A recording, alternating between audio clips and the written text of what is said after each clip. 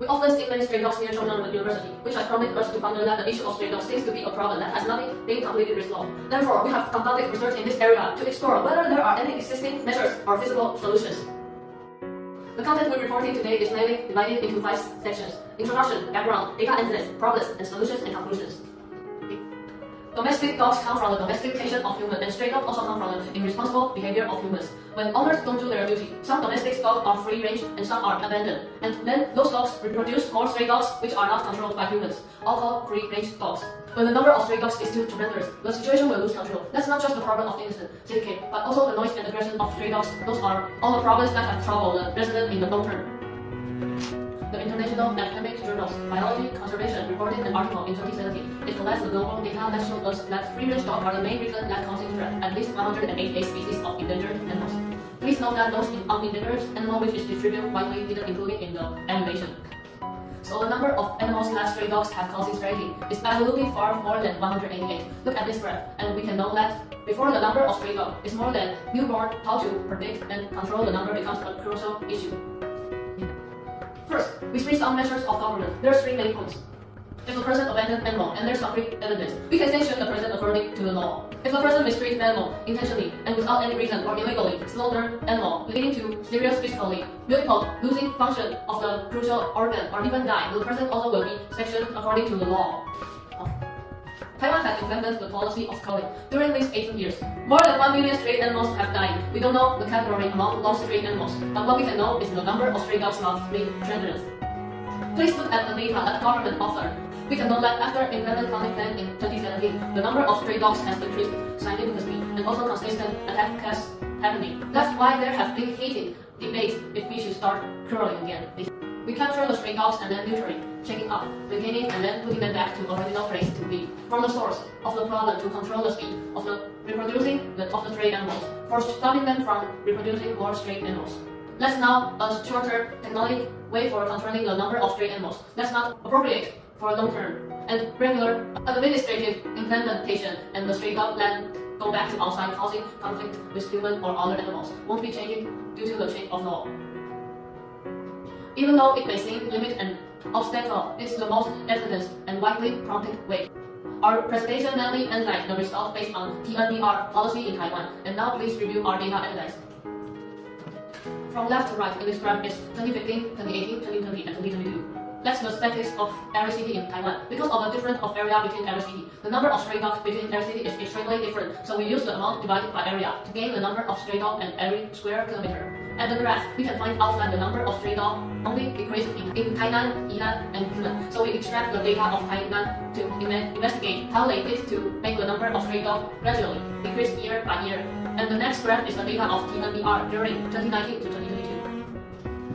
The explanation of a slight decrease in capture quality in 2020, possibly due to the impact of COVID-19. The other years show a steady growth trend. This indicates that the Tainan city government is consciously increasing the circulation rate of TNBR each year, leading to a significant reduction in the stray dog population in the city. Let's now explain the oncoming comparative chart. Here, we choose to compare the data of Tainan city with the averages for the 6 major populations and the national average. It can be observed that after the implementation of a more comprehensive TNBR policy in Tainan, there is a noticeable downward trend in the stray dog population. This also demonstrates that following the Tainan city government's increased impact of TNBR implementation, there has been a significant and substantial decrease in the stray dog population. Moreover, this reduction is positively correlated with the growth rate. Except for the year 2015, the government has been regularly calculating the status of stray dogs every 2 years since 2018. With intermittent years focusing on statistics of 4 household cats and dogs. Therefore, we first use the data provided by the government data open platform for the years 2015, 2018, 2020, and 2022 to calculate the growth rates from 2018 to 2020 and from 2020 to 2022. And we added those growth rates to estimate the missing data for the years 2019 and 2021. Subsequently, we perform registration analysis on the estimated data for 19 to 2022 and the TNBR capture data for the same provider, favoring the respective registration equation for the 2 data. We have written a Python code that understands registration and analysis to calculate the annual growth data of stray dogs in relation to the TNBR capture data as shown in the graph. Actually, we plot the capture data points for the years 2019 to 2022 and their corresponding stray dog population points on the graph. Subsequently, Based on these points, we determine the registration equivalent between them. This represents just one set of inverse situation for the current instance data, but it provides a clear indicating that the number of stray dogs is indeed linked correctly with the TNVR capture quantity. The TNVR capture quantity does not necessarily dictate the total quantity of stray dogs, as it represents a relative tense rather than an absolute correction. Even if capture data decrease, the total quantity should still decrease, but the rate of the decline may slow down. The relationship between TNVR capture quantity and the total quantity is more about the trend and the impact on the overall population dynamic rather than a one-to-one correspondence in absolute numbers. It's crucial to consider this trend and their inclination or impact and the control and maintenance stages. We attempted regression analysis with time series to simulate the stray dog population, encountering a crucial issue, setting an annual increase in capture quantity LED to 0 stray dogs by 2026. Midway through the simulation, capture quantity exceeded the actual stray dog count. Recognizing that TNVR capture quantity should be a subset of the total stray dog population, we set a baseline using 2022 data. The TNVR capture quantity total stray dog population yielded an average of 0.40648905, representing the maximum achievable value within current manpower and resource constraints, approximately 40%. Following the 2022 growth rate of 26.41692547, we conducted a time series function simulation ensuring the simulated stray dog population per square kilometer remains below 0.1 dogs. The conclusion is that this effect is likely to be achieved around 2037. Regression analysis was also incorporated to validate the quantity within an acceptable range. We initially faced challenges in obtaining precise data due to limited information in this domain, emphasizing the critical need for accuracy in keywords. Extensive searches led us to relevant information on government open data and the agricultural data open platform. Upon obtaining raw data, we promptly organized and analyzed it. Recognizing significant variations in animal quantities across regions due to differences in area sizes, we sought to normalize the data distribution towards a more Gaussian shape using statistical methods. Initially employing basic C and T scores proved ineffective in achieving the desired direction.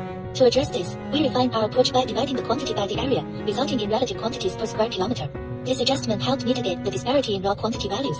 In calculating growth rates, we applied the same method to compare quantity increases among different counties, providing supporting evidence for the observed decreasing trend in Tainan City over the years.